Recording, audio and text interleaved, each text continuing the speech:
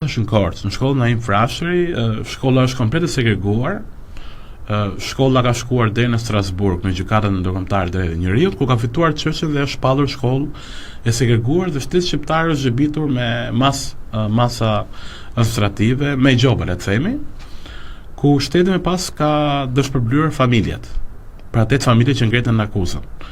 Dhe një sër masash që shteti duhet të rregullonte çështjen e arsimit. A i ka bërë, i ka rregulluar? Jo. Pra vendimi është marrë në mos gabohem 2021-2022, por fillimin 2025-s ka takime që kryen, por nuk ka rezultate në komunitet, pra në shkollë. Pra shkolla fillimisht ishte e parë rikonstruktuar.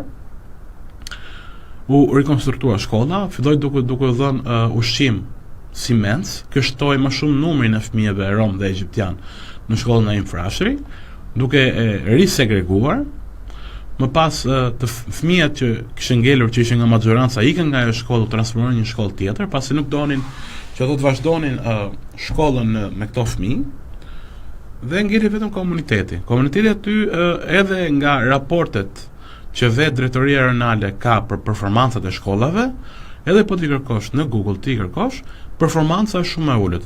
Si shkolla e Ilirian Shkodër, si shkolla Naim Frashëri në Korçë, shkollat e tjera që janë në Tiranë, janë 3-4 shkolla që kanë performancë shumë të ulët në krahasim me shkollat e tjera, dhe kjo tregon nivelin pedagogjik. Bu CHI podcast.